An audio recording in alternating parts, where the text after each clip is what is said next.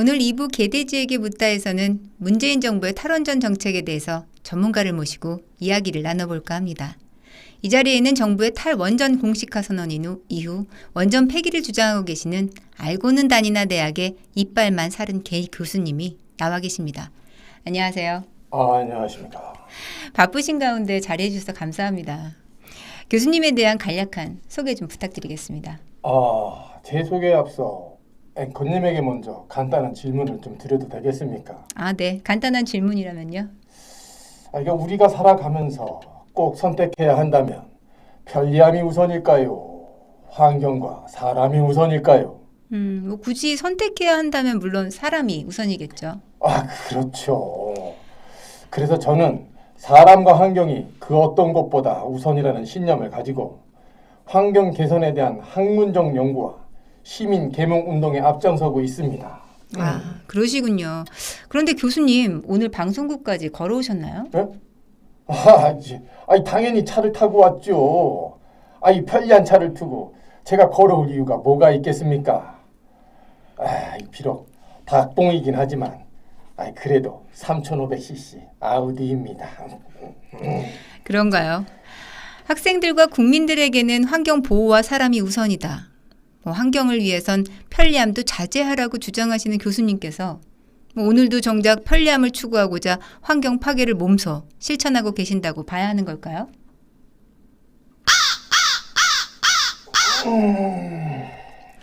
본론으로 돌아가서 앞서 20일 신고리 5,6호기 공론화위원회는 공사가 중단 중인 신고리 5,6호기에 대해서 건설 재개의 정책 결정을 정부에 권고한다고 발표했습니다.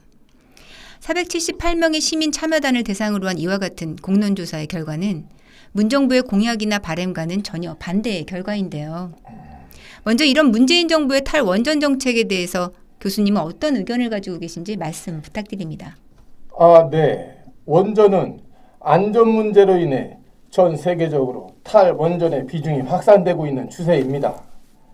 특히 2011년 일본 후쿠시마 원전 사고로 사망자와 실종자가 2만여 명에 이르렀을 정도로 그날의 사고는 우리에게 시사하는 바가 아주 큽니다.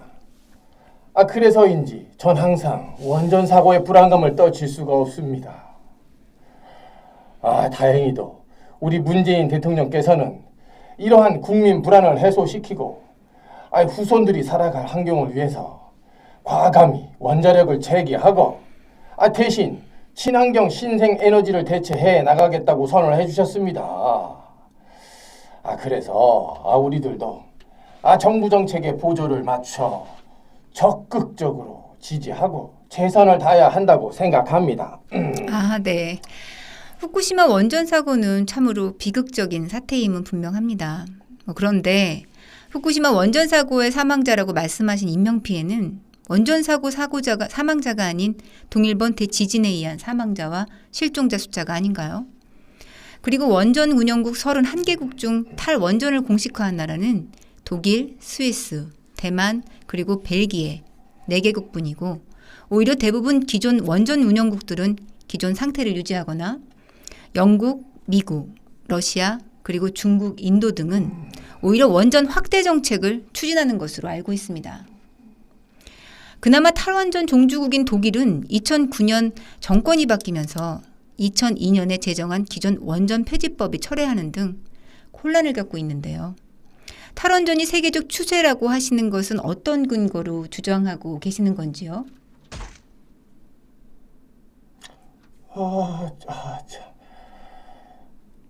그런 건 따질 일이 아니죠.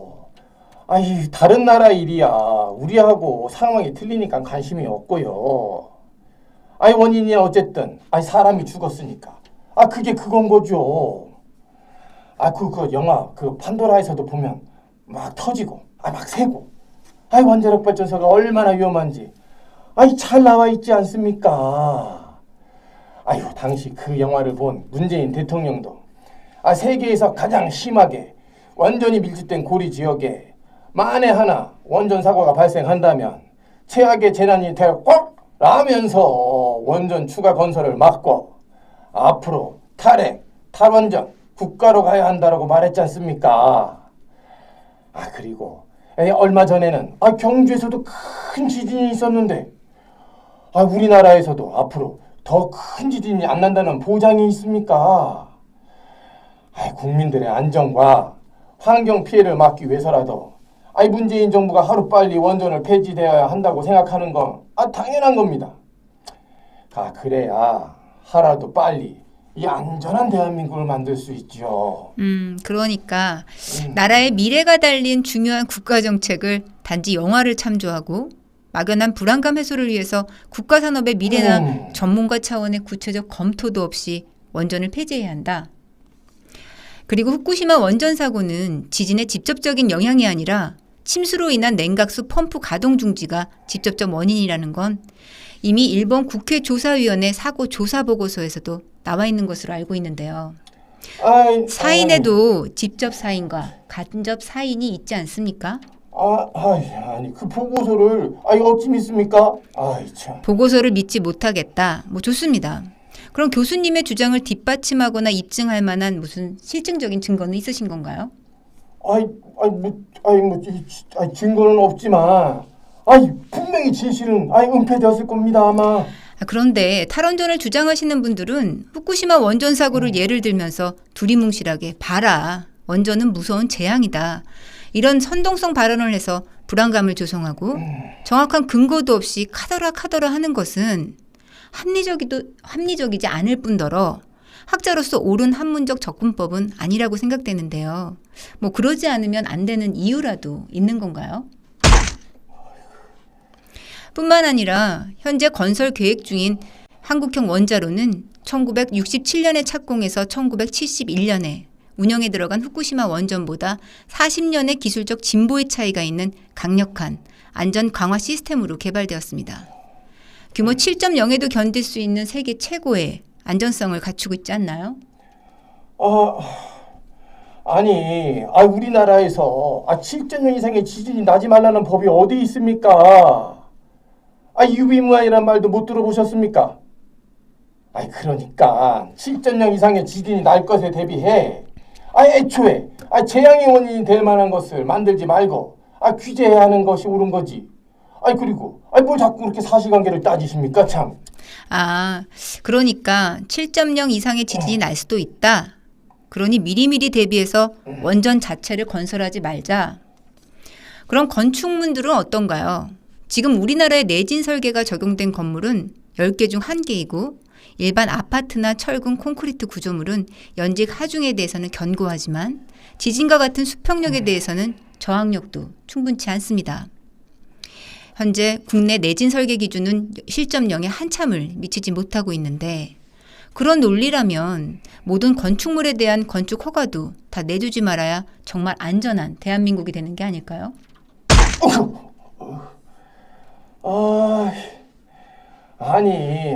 그런다고 텐트를 치고 살 수는 없지 않습니까? 그리고 정부가 하는 일인데 어련히 알아서 좀 하지 않겠습니까? 일일이 좀 따지지 좀 마시고 그냥 대충 좀 넘어갑시다. 다 자기 살기 좋은 대한민국을 만들자고 하는 건데 그런데 이 방송사는 언론 노조 없습니까? 이게 다른 방송사하고는 틀리 자꾸 이게 곤란한 질문만 하시네 이거 참. 탈원전이 장기적으로 전기료 인상의 방아쇠가 될 것이라는 데에는 전문가들 사이에서 큰 이견들이 없습니다. 그러나 서민과 가장 밀접한 관계를 가지고 있는 전기요금과 관련해서는 전문가들의 의견이 달라지는데요. 서울대 에너지시스템공학부 황혜승 교수는 주요국의 전기료 인상 사례와 태양광과 풍력에 적합하지 않은 한국의 입지 조건들을 분석한 예측치를 통해서 문재인 정부의 방침대로 신재생에너지의 비중을 2030년까지 20%로 늘린다면 전기요금이 지금의 230%인 3.3배로 오를 것이라고 주장을 했는데요.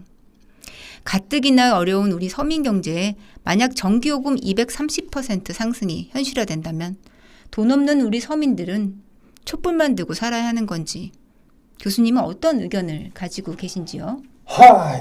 그거는 걱정 안 하셔도 됩니다. 걱정하시는 것만큼 전기세가 그렇게 많이 오르지 않습니다. 녹색당 에너지기후정책연구소의 예측은 전혀 딴판입니다.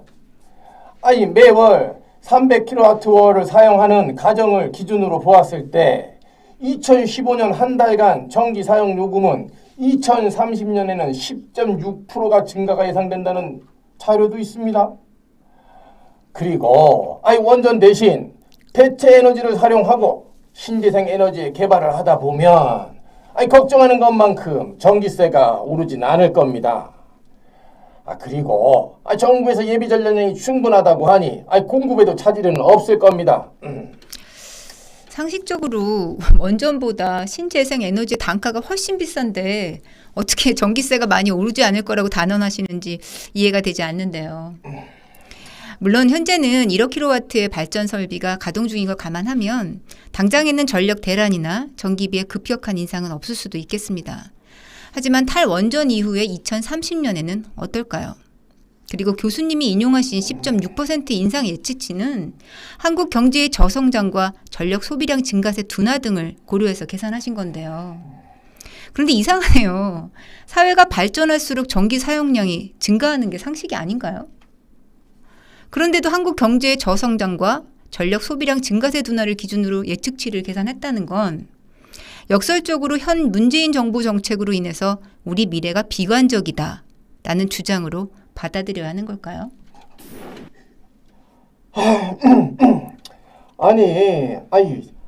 전력 부족 문제는 신재생 에너지가 대안이 될 수 있습니다. 태양광만 해도 발전 단가가 급격히 떨어지고 있으니까요. 천연가스의 경우 사용해야 된 기간도 아주 짧죠. 그래서 앞으로 시간을 가지고 개발하다 보면 분명히 좋은 결과가 있을 겁니다. 재생에너지도 지금은 비중이 작지만 정책 의지를 가지고 노력하면 충분히 주류가 될 수 있다고 봅니다. 사람이 미래를 보고 나가야지. 자꾸 해온 것에만 연연하고 미래를 못 버리면 발전이 없는 겁니다. 그리고 솔직히 전기요금이 좀 오르면 어떻습니까? 자기가 쓴 만큼 내는 건데. 여기서 우리가 중요하게 생각할 것은 바로 환경입니다. 환경이 파괴되면 우리 인간은 온전하게 살아갈 수가 없는 겁니다. 지금 당장만 생각하지 마시고 우리 지구와 후손의 안전도 생각해야 하는 거 아니겠습니까? 전기요금이 오른다고 해서 쓸 만큼 내는 거니까 문제될 게 없다. 환경을 위해선 그 정도 부담은 감내해야 한다. 그런데 박근혜 정부 때와는 다르게 우리 교수님의 스탠스가 바뀌신 건가요? 2016년에는 인상도안이 인하를 안 한다고 서민 죽으라는 거냐. 있는 놈들만 시원하게 살고 우리 같은 서민은 통닭 취급이냐. 그러면서 언론을 필두로 지금의 여당인 더불어민주당이 연일 정부를 압박했던 걸로 기억하는데요. 돌이켜보면 2016년 누진세 개편도 2013년 박근혜 정부가 이미 6단계 11.7배의 누진세 폭탄을 없애려고 600kW 이상을 써도 최저 구간에 3배만 내게끔 3단계로 누진세 완화 개편을 추진했을 때 지금의 여당인 더불어민주당과 우리 교수님 같으신 분들이 전기요금 개편안은 또 다른 서민증세라면서 강력하게 반대하지 않으셨습니까? 아무도 기억 못하는 지난 얘기를 꺼내는 저희가 뭡니까? 정말 너무하시네. 그냥 좀 넘어가면 안 됩니까? 정치라는 원래 그런 식으로 하는 거고. 막말로 당한 놈이 바보지. 그런 일이 한두 번도 아닌데 뭘 새삼스럽게 따지십니까? 우리 국민 중에 그런 사실을 기억해서 따지는 국민도 없고 지금 당장 전기요금 인상이 있는 것도 아닌데 에이구 참나. 불편하신가요? 그래도 입에 달고 사시는 것처럼 진실은 인양하셔야죠. 문정부는 환경과 안전을 명분으로 원전 석탄 발전을 대폭 줄이고 태양력과 풍력 등 신재생과 천연가스 발전을 확대하겠다고 하고 있습니다. 먼저 발전 구조상 탈원전과 탈석탄을 동시에 추진하는 것이 가능한가요? 당연히 가능하죠. 그건 의지 문제지. 현실적으로 문제될 게 하나도 없습니다. 뭐든 하려면 한 번에 해야 효과가 있는 겁니다. 그런가요? 그런데 독일은 원전을 축소하는 대신에 석탄 발전은 유지하고 있고 영국도 원전을 기본으로 두고 재생에너지를 확대해서 석탄을 대체하려 하고 있습니다. 일본 또한 올해 재검토하는 에너지 기본계획에서 원전 증설 계획을 명시했고요. 세계 최대 재생에너지국인 중국은 신재생과 원전을 확대하면서 석탄을 축소하고 있는데 말이죠. 가능할까요? 각 나라들이 탈원전, 탈석탄을 동시에 추진하지 않는 이유가 태양광이나 풍력은 날씨에 따라서 바로바로 전력을 생산하기 어려우기 때문일 거라는데 문정부는 비상시에 대응책은 충분히 마련하고 정책 계획을 세우신 거는 맞으신 거죠? 아니 뭐 남들이 못한다고 우리까지 못한다고 생각하지 마십시오. 그런 패배 의식은 결코 바람직하지 않습니다. 뭐 그때 상황에 맞춰서 모자라는 에너지는 수입에 의존하면 됩니다. 천연가스의 전체 발전 비중을 늘리면서 신재생 에너지를 늘린다면 이거 불가능한 계획도 아니라고 사료됩니다. 신재생 에너지를 늘리고 그때그때 상황에 맞춰서 모자라는 에너지는 수입에 의존하면 된다. 그런데 과거 정부에서도 신재생 에너지에 대해서 많은 노력과 비용이 투입된 걸로 알고 있습니다만 지난해까지 신재생 발전 비중은 4.8%를 차지하는데 그쳤습니다. 문재인 정부 계획처럼 2030년에 전체 발전량의 20%의 목표가 달성되려면 신재생 발전량은 매년 10% 이상 증가돼야 하는데 전문가들의 경우에는 잠재량은 충분하지만 경제적인 잠재량이 충분한지에 대해서는 의문을 표하고 있습니다. 거기에 지방자치단체들은 거리 제한 규정 등 신재생 발전에 대한 규제를 강화하고 있고요. 주민들 반대 또한 거세지고 있는 상황이기도 합니다. 그러니까 대체 에너지 비용은 상상을 초월할 것이고 그 기간 또한 상당히 오래 걸릴 거라고 예상을 하는데 그동안의 전력은 어떻게 감당을 할 것이며 그 재원은 무엇으로 충당할 계획인지 또 탈원전 정책으로 인한 실업자들에 대한 대책은 어떤 것이 있는지 궁금합니다. 그건 아주 간단합니다. 어렵게 생각할 필요 없어요. 뭐 사실 당장 데이터를 내놓을 수는 없지만 그 비용은 다른 재원으로 조금씩 충당하고 기업가 부자들한테 세금을 조금씩 더 걷어 차후 안전한 에너지 발전을 위한 기금 명목으로 미래의 환경을 위해 조금씩 다 같이 애쓰면 될 겁니다. 그리고 일자리를 잃은 원전, 석탄, 발전소의 종사자들한테는 정부 재정으로 지원도 팍팍 해주고 그러다 보면 대체되는 에너지를 위한 기반 작업이 시작되면서 새롭게 연계되는 일이 생길 것이고 근로자들은 더 좋은 조건에 새로운 일을 하게 될 겁니다. 일자리는 만들면 되는 건데 뭘 그렇게 걱정을 하십니까? 그냥 문정부를 믿고 다 같이 지켜봐 주시면 됩니다. 끝인가요? 네. 일자리는 만들면 된다. 문정부 출범 이후에 청년 실업률은 역대 최고를 갱신하고 있는 지금 정말 상식을 뛰어넘는 계획이시네요. 다음 질문 드리겠습니다.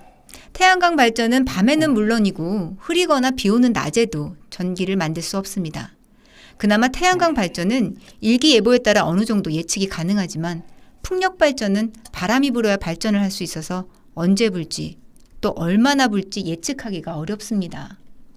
이런 상황에서 친환경 에너지로 근래 도입하려고 하는 것이 천연가스인데요. 이때 가스 의존도가 높아지면서 가스 공급 안전성과 가스 가격 변동성에 노출되는 문제가 발생할 수 있습니다. 비싼 경비는 둘째치고라도 여러 상황에 의해서 공급이 중단될 경우 그에 대한 대책은 어떠신가요? 근데 그건 탈원전을 반대하는 자들의 억지에 불과합니다. 우리나라가 얼마나 햇빛이 쨍쨍한 나라인데 걱정도 팔자십니다 그려. 밤이나 비 오고 흐린 날을 대비해서 햇빛 좋은 날에 미리 일조량을 많이 확보하면 됩니다. 요즘 날씨 보십시오. 햇빛도 좋고 바람도 불고 선선하고 너무 좋지 않습니까? 사계절이 있는 이렇게 좋은 나라에서 바람과 태양광을 걱정하다니요. 참 정말 걱정이 너무 가십니다. 그리고 기후를 이용한 것만큼 경비가 절감되는 에너지가 또 어디 있겠습니까? 각 집에는 가정용 태양광 발전소를 하나씩 달면 가정에서 쓰는 에너지는 다 충당하도 남을 겁니다. 그리고 다 공정한 계획에 들어오는 가스인데 왜 중단됩니까? 그리고 중단하면 가만두나요? 따져야죠. 국제사회에도 호소하고 우리가 그렇게 만만한 나라라는 걸 보여줘야 합니다. 촛불도 들고 언론에서도 많이 떠들어주고 이러면 국제 여론이 의식해서라도 함부로 못합니다. 뭐든지 시작이 어렵습니다. 그래서 시작이 중요한 거고요. 앵커님은 걱정이 너무 많으시군요. 그렇게 걱정만 하다가는 이게 진짜 아무것도 못합니다. 에휴. 끝이죠. 안 돼. 참. 그러니까 햇빛은 미리 많이 저장하면 되고 국가 간의 거래라도 우리는 촛불 들고 언론에서는 떠들어주면 해결된다. 정말 구체적 계획에 입이 안 다물어집니다. 다음 질문 드리겠습니다. 공해물질 방출량은 해당 에너지를 생산하기 위한 설비의 재료에서부터 건설 운영에 이르기까지 전 과정에 발생하는 오염물질에 대한 평가로 결정되는 방식인가요? 네, 그렇죠. 생산하기 전까지 전 과정이 오염물질을 측정해서 평가합니다. 국제에너지기구의 연구 결과를 보면 1kWh의 전력을 생산하는 데 있어서 원자력은 온실가스인 이산화탄소가 20g, 황산화물 73g, 질소산화물 48g을 각각 배출하는 데 반해서 태양광의 경우를 보면 이산화탄소는 원자력의 11배인 216g, 황산화물은 6배인 433g, 질소산화물은 6.5배인 321g을 배출하는 것으로 나타나고 있는데요. 그렇다면 한결같이 청정에너지로 알려진 태양광이 원자력보다 훨씬 더 많은 환경 유해물질을 배출하고 있는 게 아닌가요? 그리고 천연가스 또한 최근 미국 해양부 기상청인 노아의 신규 보고서에 따르면 채굴될 때 분출되는 메탄량이 생각했던 것보다 훨씬 많다고 지적하고 있습니다. 메탄은 온실가스로서 탄소보다 파운드당 25배 이상의 온실 효과를 갖고 있다는 것은 우리 교수님도 잘 아시고 계시는 상황이시죠? 그런가요? 참. 요즘 개인적으로 좀 맥주 파티에 등산을 좀 하다 보니 보고서 볼 시간이 나중에 한번 살펴보겠습니다. 뿐만 아니라 전력 에너지 생산을 위한 소요 부지 또한 태양광 발전소를 건설하려면 원자력 발전소에 100배가 필요하고 풍력은 375배의 부지가 필요하다고 합니다. 그렇다면 원자력 발전소 1기를 태양광으로 대체하려면 여의도 면적의 약 23배 크기의 부지가 필요하다는 얘긴데 현재 기술로서 좁은 우리나라에서 신재생에너지가 과연 원전을 대체할 수 있는 실용적 에너지 자원인가에 대한 의문이 드는 부분입니다. 결론적으로 전력 수요 증가에 따른 공급 가능성, 전력 생산 비용 등 여러 가지 요인을 종합적으로 검토해 볼 때 신재생에너지는 현재 기술력으로는 절대 원자력의 대안이 될 수도 없고 소규모의 보조적 수단으로서의 가치만 있을 뿐 주력 에너지 공급원으로는 부족하다는 건데요. 이에 대한 의견은 어떠신가요? 참 곤란한 일만 그래 참. 지금 당장이야 기술력이 부족하니 그럴 수도 있습니다. 하지만 지금부터라도 투자하고 개발하다 보면 언젠가는 좋은 과실이 있지 않겠습니까? 그리고 정책이라는 게 다 그렇습니다. 먼 미래를 보고 하는 거지. 지금 당장의 이익만 쫓아서는 발전이 없는 거죠. 그래서 문재인 정부는 전문가가 아닌 직접적인 원전 수혜자이자 피해자가 될 수 있는 일반인들에게 원전 정책 결정을 직접 참여하도록 한 것입니다. 일반인들이라고 원전 지식이 없을 거라고 폄하하지 마시고 소통하려는 문재인 정부의 방식을 높이 사주셨으면 합니다. 끝이시죠? 네, 기다리고 있습니다. 지난 10월 6일 2008년 미국 타임지 선정 환경 영웅으로 뽑힌 환경 진보 대표 마이클 셀런버그와 함께 방한한 미국의 에너지 환경 전문가와 석학 21명은 한국의 원전과 관련한 사실이라는 성명서를 발표했습니다. 현재 한국의 전력 생산량을 태양광으로 충당하려면 서울의 7배나 되는 땅이 필요하고 원전을 천연가스로 대체하면 최대 2,700만 대의 차가 더 다니는 것만큼의 탄소가 추가 배출될 것이며 천연가스 구입비만 한 해 11조 원에 달할 것이다. 한국인의 1인당 평균 연봉 약 3,200만 원을 감안하면 일자리 34만 3천 개를 만들 수 있는 돈이다. 또한 그린피스 등 원전에 반대하는 시민단체들이 거짓 정보를 제공하는 등 한국 내 여론을 선동하고 있는 현실을 과학자와 환경운동가로서 묵과할 수 없었다며 이번에 한국에 들어온 목적에 대해서 밝힌다. 세계 경쟁력 1위, 세계 안전성 1위.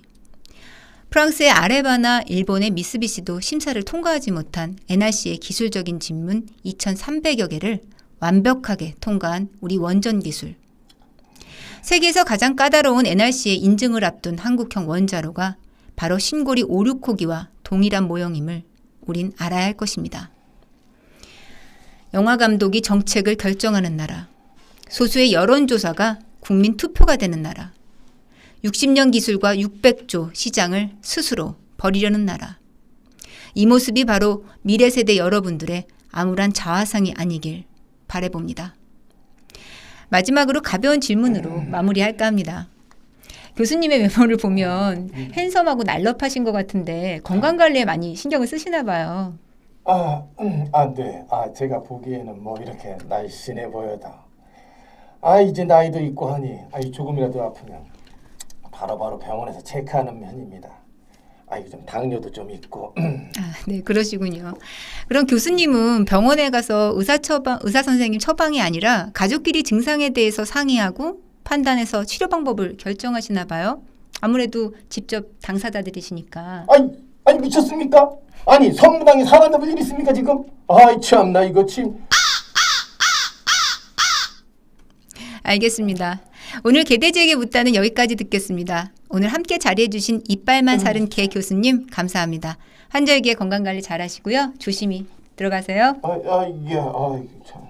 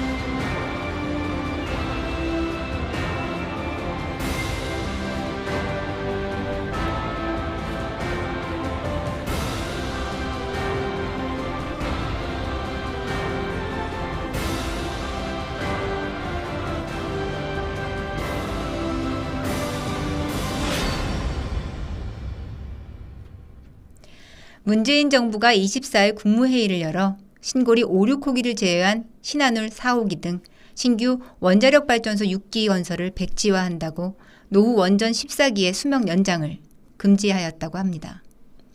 그러면서도 한편으로는 세계 원전 장관회의에 특사를 파견해서 우리나라 원전의 안전성과 우수성을 알릴 계획이라고 하니 참으로 자가당착이 아닐 수 없습니다. 이를 놓고 세계인들의 비웃음의 대상이 되지는 않을지 걱정이 앞섭니다. 네덜란드 속담에 좋은 밤을 찾다가 좋은 낮을 잃어버린 사람이 있다란 말이 있습니다. 미처 몰랐던 것에 대한 후회도 아니고 예견된 것에 대한 후회라면 그것은 오만함이 아닌 무지요, 신중함도 아닌 외고집이요, 도전정신이 아닌 무책임의 소치일 것입니다. 오늘 2부 개돼지에게 묻다는 여기까지입니다. 다음 주 어울림 2부에서는 내로남불에 대해서 이야기해보는 시간을 갖도록 하겠습니다. 여러분들의 의견이나 개돼지에게 물어보고 싶은 질문들이 있으시면 아래 메일로 보내주시기 바랍니다. 매주 월요일 저녁 7시에는 삶을 나누고 지친 마음을 힐링할 수 있도록 직접 노래를 불러드리는 유순이의 유유희가 방영됩니다. 여러분들의 많은 관심과 시청 부탁드립니다. 어울림은 여러분들께서 보내주시는 응원과 사랑에 힘입어 더 열심히 여러분과 함께 나아가도록 하겠습니다.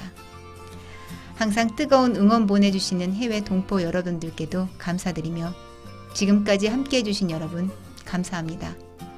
홍수연의 어울림 다음 주 이 시간에 뵙겠습니다. 편안한 밤 되세요. 귀 기울여봐 나를 바라봐 이야기를 해줘봐 너와 나 둘이 어울려서